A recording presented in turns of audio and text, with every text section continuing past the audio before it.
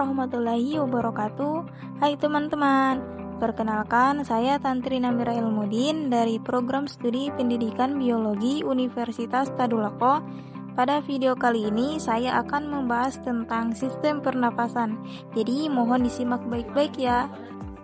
Setiap waktu kita bernapas menghirup udara segar. Kita masukkan udara lewat hidung, kemudian menghembuskannya kembali lewat hidung atau mulut.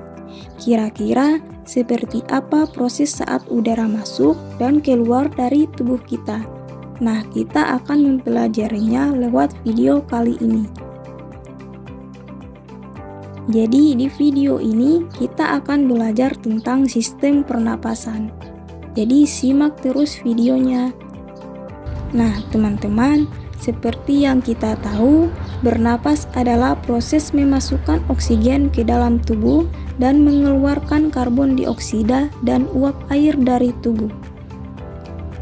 Sistem pernapasan manusia terdiri dari organ-organ pernapasan, yaitu rongga hidung, faring, laring, trakea, bronkus, bronkiolus, alveolus, dan paru-paru.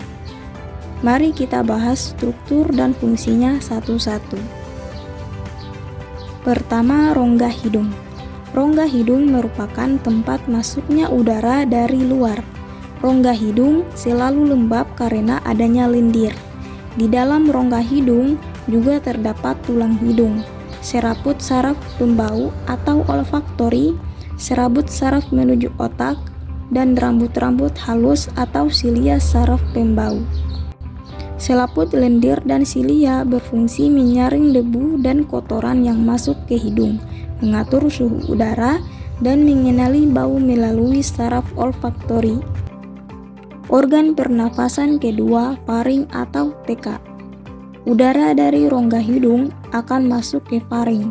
Faring merupakan persimpangan antara rongga hidung ke tenggorokan atau saluran pernapasan, dan rongga hidung ke kerongkongan atau saluran pencernaan.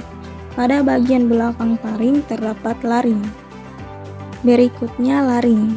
Pada laring terdapat pita suara dan epiglotis atau kantong pangkal tenggorokan. Pada waktu menelan makanan, epiglotis menduduki laring sehingga makanan tidak masuk ke tenggorokan. Sementara itu pada waktu bernapas, epiglotis akan membuka sehingga udara masuk ke laring lalu menuju tenggorokan. Di bagian bawah epiglotis terdapat tulang rawan tiroid yang membentuk jakun yang lebih tampak pada laki-laki daripada wanita. Selanjutnya trakea atau badan tenggorokan. Trakea berbentuk seperti pipa dengan panjang kurang lebih 10 cm. Trakea bercabang dua dalam paru-paru membentuk bronkus.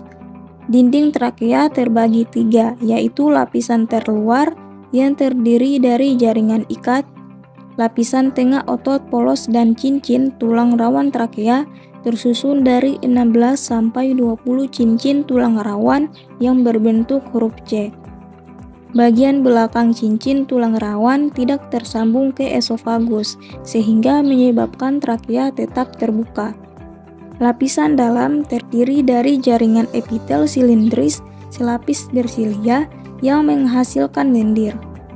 Lendir berfungsi menangkap debu dan mikroorganisme yang masuk saat menghirup udara. Selanjutnya, debu dan mikroorganisme didorong oleh silia menuju belakang mulut. Silia berfungsi menyaring dan mengeluarkan benda asing melalui batuk. Organ pernapasan kelima, bronkus. Bronkus merupakan cabang batang tenggorokan yang berjumlah sepasang, yang masing-masing menuju paru-paru kanan dan kiri. Struktur bronkus mirip dengan trakea. Bedanya, dinding bronkus lebih tipis dari trakea. Bronkus bercabang membentuk bronkiolus. Berikutnya bronkiolus.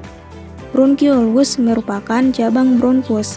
Bronkus kanan bercabang menjadi 3 bronkiolus, sedangkan bronkus kiri bercabang menjadi 2 bronkiolus.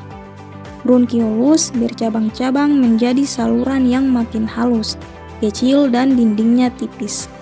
Bronkiolus tidak punya tulang rawan, tapi punya silia. Setiap bronkiolus bermuara ke alveolus. Organ selanjutnya alveolus. Alveolus merupakan saluran akhir pernafasan. Dinding alveolus banyak mengandung kapiler darah. Pada alveolus terjadi pertukaran oksigen dengan karbon dioksida dari sel darah ke udara.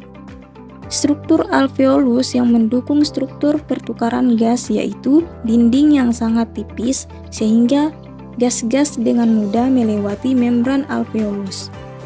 Alveolus merupakan tong kantung kecil mirip anggur atau alveoli yang jumlahnya sangat banyak karena fungsinya memperluas permukaan untuk pertukaran gas. Permukaan dalam dilapisi epitelium sehingga memungkinkan difusi gas antara karbon dioksida dengan oksigen. Dan bagian luar terdapat kapiler darah yang mempercepat terjadinya proses difusi dan pengangkutan gas. Dan organ pernafasan terakhir adalah paru-paru. Paru-paru merupakan alat utama pernafasan manusia yang terletak di rongga dada bagian atas. Paru-paru berjumlah sepasang, yaitu paru-paru kiri dan kanan, yang terbagi lagi menjadi belahan atau lobus. Paru-paru kanan mempunyai 3 lobus, sedangkan kiri 2 lobus. Paru-paru dibungkus oleh selaput tipis serangkap 2 yang disebut pleura. Kedua paru-paru dibatasi oleh cairan pleura yang berfungsi sebagai pelumas, sehingga mencegah terjadinya gesekan antara paru-paru dan dinding dada yang bergerak saat bernapas. Nah, teman-teman, itulah keseluruhan organ pernapasan kita. Bisa dipahami ya? Semoga videonya bermanfaat.